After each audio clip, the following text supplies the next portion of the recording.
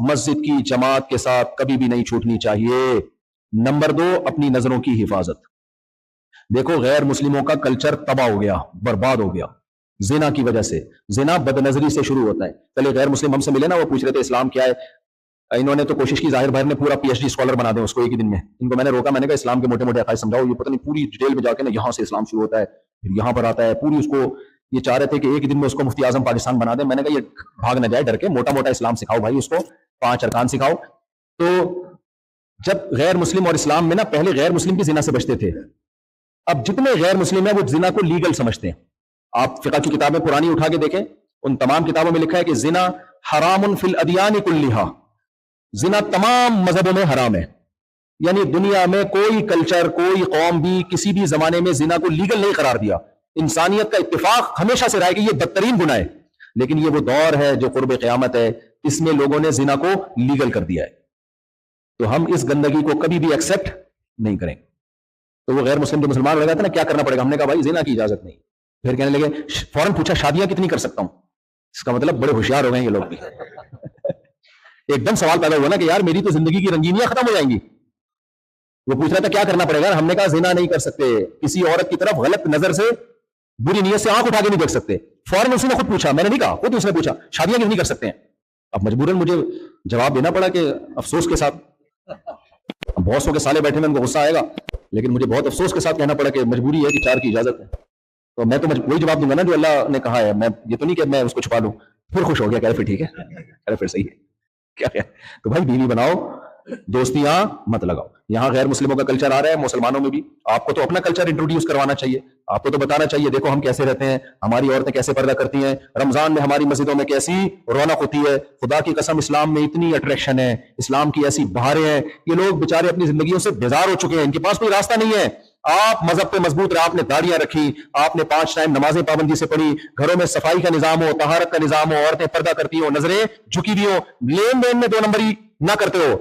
بعض مسلمان تہجد گزار, نمازی, روزے دار, پیسوں کے معاملے میں ڈنڈی مارتے ہیں. یہ مت کرو بھائی, لین دین میں 2 نمبری نہیں ہونی چاہیے. تو جب آپ کے یہ اخلاق ہوں گے, کتنے ملک ایسے ہیں جو صحابہ کے اخلاق کو دیکھ کر, ان کے معاملات کو دیکھ کر مسلمان ہوئے. ملیشیا کوئی جہاد سے فتح تھوڑی ہوا, انڈونیشیا ملیشیا یہ جتنے کنٹریز ہیں نا ایسٹ کی طرف, تھائی لینڈ, ملیشیا اور دوسرا ایک فلپائن اور انڈونیشیا, یہاں جتنا اسلام پھیلا ہے نا, یہ صحابہ تابعین میں جو تاجر گئے تھے, تو جب ان لوگوں نے دیکھا کہ یار یہ اتنے نیک تاجر ہیں کہ ان کے مال میں جو فالٹ ہوتا ہے وہ پہلے بتاتے ہیں. یہ پتہ ہے صحابہ تجارت کیسے کرتے تھے؟ تابعین جب مال تجارت لے کے جاتے تھے, کسٹمر کو بتاتے تھے ہمارے مال میں یہ فالٹ ہے.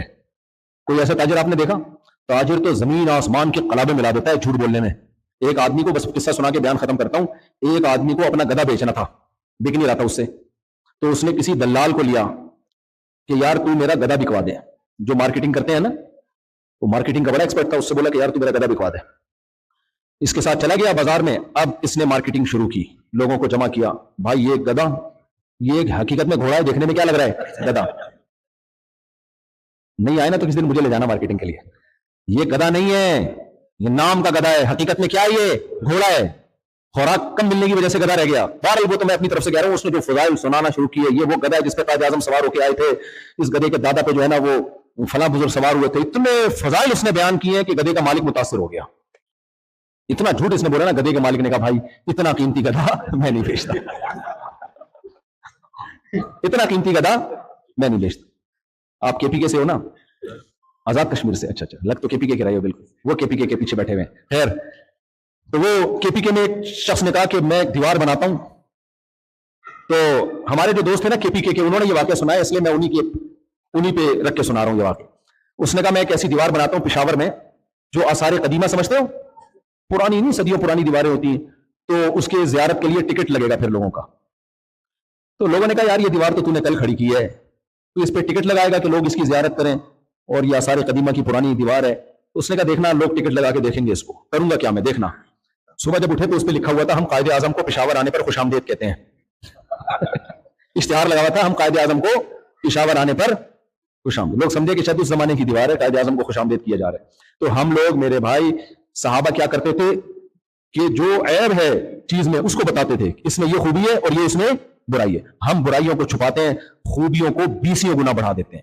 یہ 2 نمبری والی تجارت نہیں کرنی. تو آپ لوگ رمضان میں گیدرنگ کیا کرو, مسجدوں میں حاضری دیا کرو, عید بقرعید کو خوب اچھی طرح سے منایا کرو تاکہ پتہ چلے اسلام زندہ ہے. آپ کا ایک کلچر ہونا چاہیے, بچوں کی ڈریسنگ سے, لباس سے پتہ چلے انسان کے بچے ہیں, مسلمان کے بچے ہیں. ہم شراب نہیں پیتے, ہم عورت کی طرف غلط نظر سے نظر اٹھا کے نہیں دیکھتے. کوئی لڑکی آپ سے رابطہ کرتی ہے دوستی لگانے کے لیے, بولو بھائی مسلمان صرف نکاح کے ذریعے زندگی گزارتا ہے, نکاح کے علاوہ ہمارے پاس کوئی اور راستہ نہیں ہے. ہم چوری نہیں کرتے, ہم جھوٹ نہیں بولتے, ہم ملکی قوانین کی خلاف ورزی بھی نہیں کرتے. یہ بھی ایک بہت بڑا مسئلہ ہے. بعض لوگ سمجھتے ہیں کہ ہم اللہ کے قانون کو مانیں گے, ملک کے قانون کو نہیں مانیں گے. بھائی ملک کے قانون کو ماننا بھی کس کا حکم ہے؟ اللہ کا حکم. کسی کنٹری میں رہ کے اس کنٹری کے لا کو مت توڑیں آپ. مجھے بڑی خوشی ہوئی, یہاں غیر مسلم لوگ مسلمانوں کو بہت رسپیکٹ دیتے ہیں. اس کی وجہ پتہ چلی کہ بھائی یہاں تاجر لوگ غیر مسلموں کی مدد بہت کرتے ہیں. بڑی خوشی ہوئی بھائی, کوئی اچھا کام بھی کیا مسلمانوں نے الحمدللہ. تو زکوٰۃ تو آپ مسلمانوں کے علاوہ کسی کو نہیں دے سکتے, لیکن زکوٰۃ کے علاوہ آپ غیر مسلموں کی مدد کر سکتے ہو, کرنی چاہیے. تو ان سب باتوں پہ اللہ مجھے بھی عمل کی توفیق عطا فرمائے اور آپ کو بھی عمل کی توفیق.